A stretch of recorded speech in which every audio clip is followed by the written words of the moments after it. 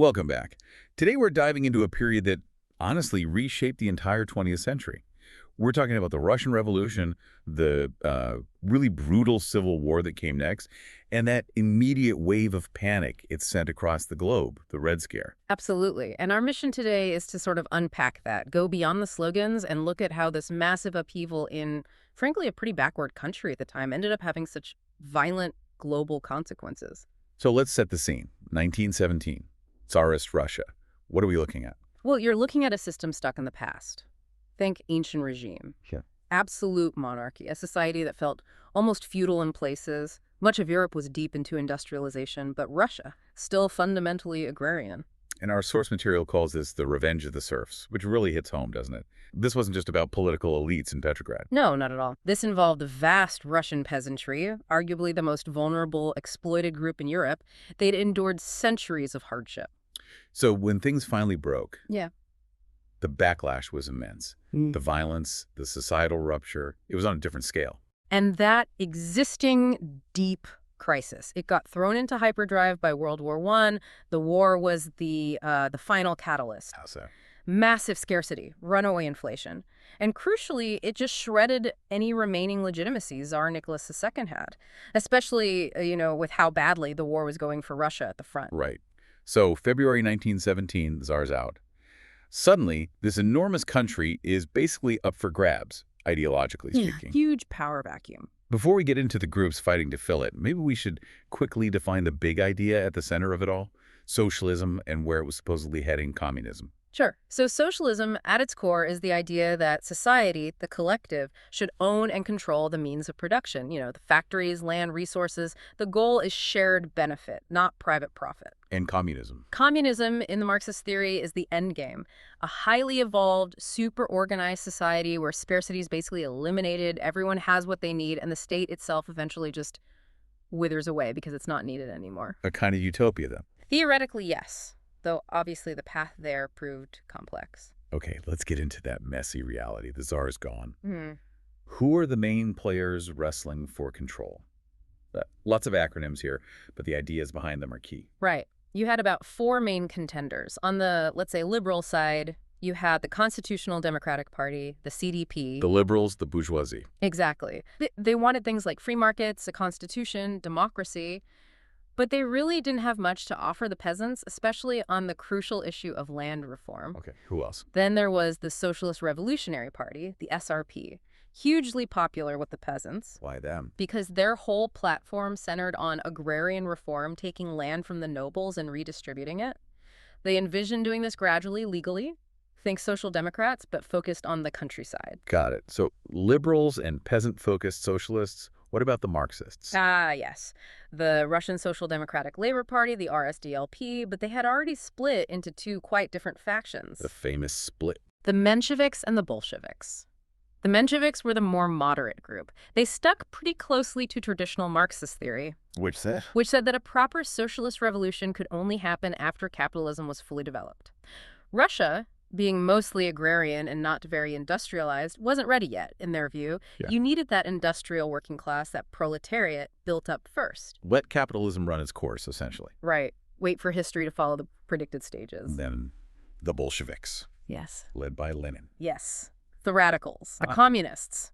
Lenin basically ripped up that part of the Marxist playbook. He had this really pivotal idea, the weakest link theory. Explain that. He argued that because Russia was the weakest link in the global chain of capitalist imperialism, the revolution could actually start there.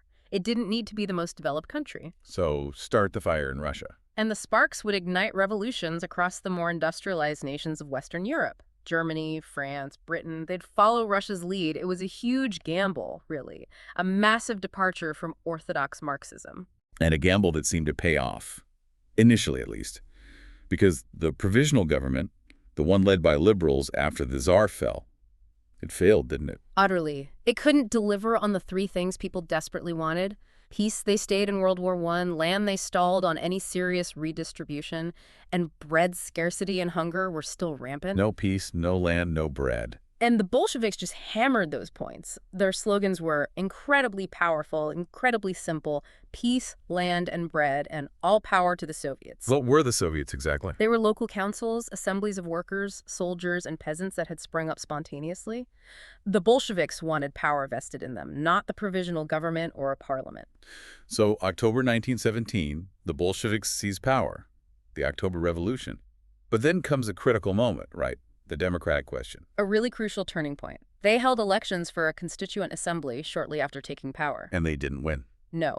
The Socialist Revolutionaries, the SRP, actually won the most votes, thanks to their peasant support. The Bolsheviks lost the popular vote. So what did they do? They shut it down. They dissolved the assembly after just one day. And they established what they termed the dictatorship of the proletariat. Meaning rule by the Communist Party, in practice. Essentially, yes. A vanguard party ruling in the name of the working class. Their justification was pragmatic, or so they argued. They claimed it was necessary to protect the revolution from being immediately overthrown by counter-revolutionaries and foreign powers. They pointed to failures like the Jacobins in France as a warning. But that's a massive step away from all power to the Soviets, isn't it? Abandoning the election result seems like, well, seizing power regardless of popular will. It's the fundamental contradiction, right there at the beginning. Authoritarian control justified by revolutionary necessity. But at the same exact time, they were pushing incredibly radical social changes. We see Alexandra Kollontai appointed almost immediately. The first female minister in modern European history. Yes, heading the Commissariat for Social Welfare. It signaled a real intent to transform society, even as they clamped down politically. That decision, though, the turn towards authoritarianism, it basically guaranteed conflict, didn't it? It leads straight into the Civil War. Absolutely. From 1917 to around 1923, Russia tears itself apart.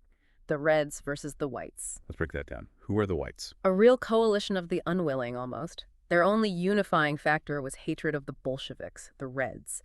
It included everyone from old czarist officers and monarchists to liberals, conservative nationalists. A mixed bag, ideologically. Very mixed, but dominated by reactionary elements. And crucially, they got support money, weapons, even some troops from foreign capitalist powers. Britain, France, Japan, the U.S. to some extent, they were terrified of communism spreading. And the white ideology, what did they stand for besides anti-communism? Generally, it was conservative Russian nationalism, often emphasizing the Russian Orthodox Church strong confessionalism. And unfortunately, it frequently included virulent anti-Semitism and racism, blaming Jews and other minorities for the revolution. They defended private property and traditional hierarchies.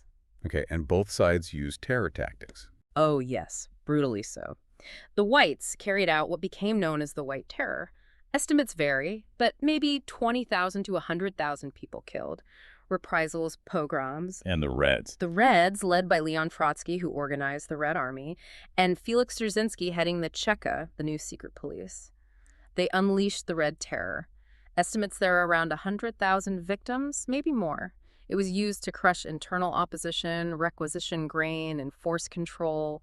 War communism, they called it. It sounds horrific on both sides. Just absolute brutality. It was. But what's so striking, and our sources highlight this, is that while the Red Terror was happening, the Bolsheviks were also promoting this incredible cultural explosion. How so? They embraced the avant-garde in art, literature, film. Think of El Lissitzky's famous poster, Beat the Whites with the Red Wedge. Abstract, radical. They saw art as a tool to forge a new socialist consciousness, break from the past entirely. And socially too, right? You mentioned Kollontai. Yes, and the whole concept of the new woman.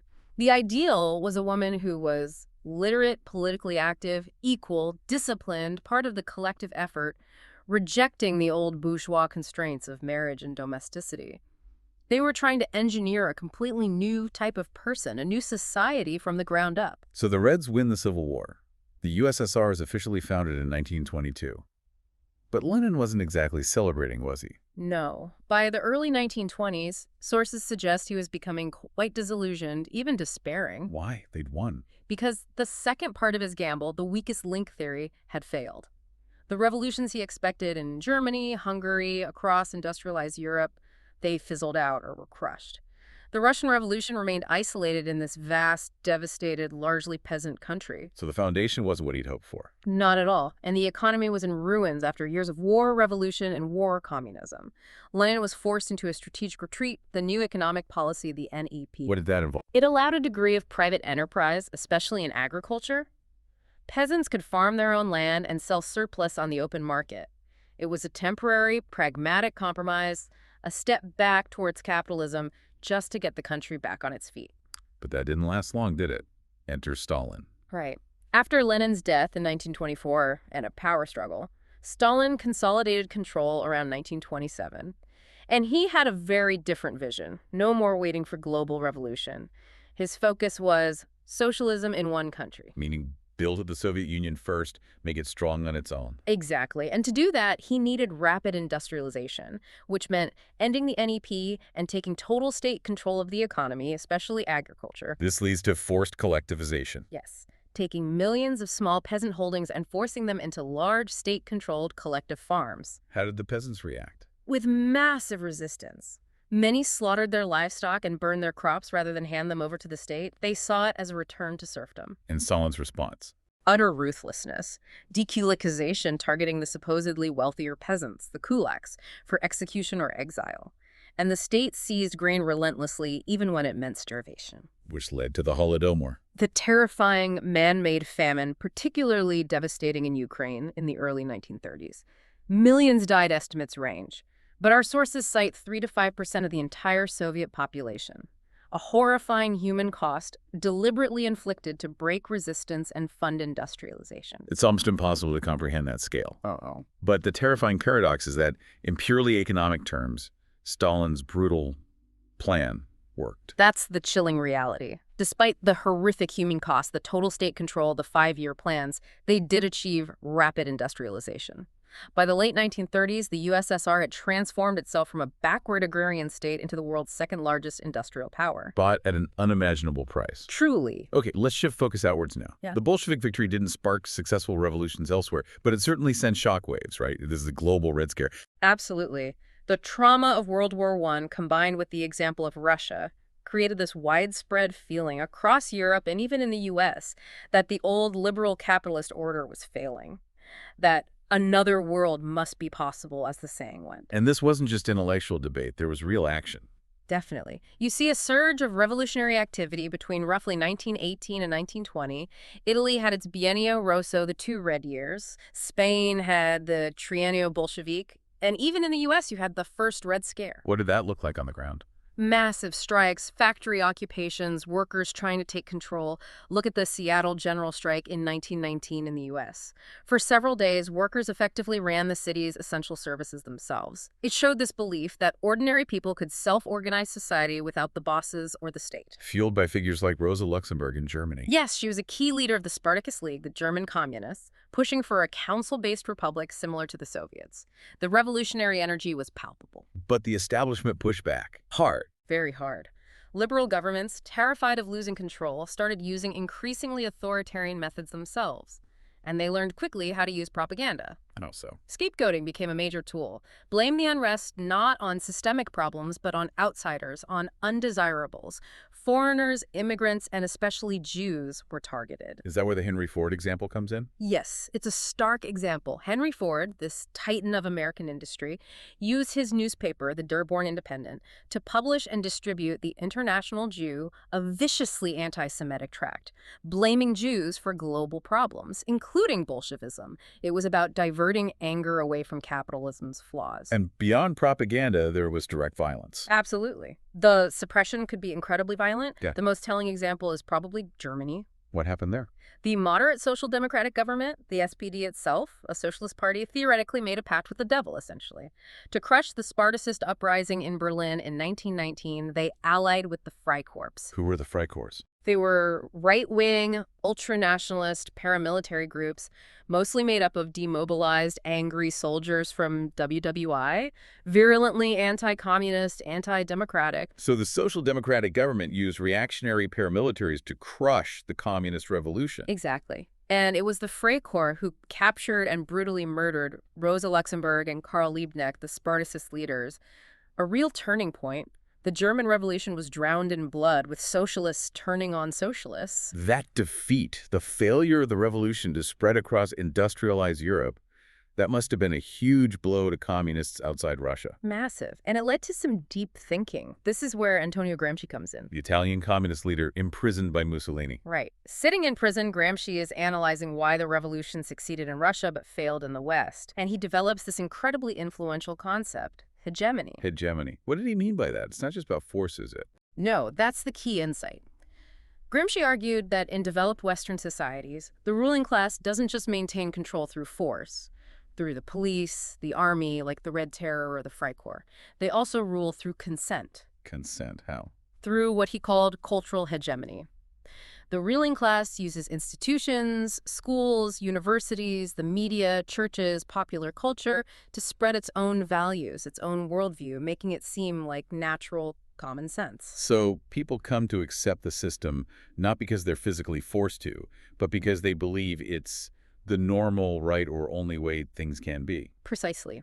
The ruling class's ideology becomes the dominant ideology, accepted even by those it disadvantages. It manufactures consent. And that, Gramsci argued, makes revolution much harder in the West than it was in Tsarist Russia, where the state was more overtly oppressive and had less cultural grip. So the revolution needs to fight on the cultural front, too, not just the political or economic one. That was his conclusion.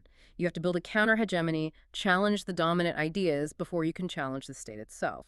Okay, so wrapping this up, the period from 1917 to the early 1920s presents this stark ideological clash.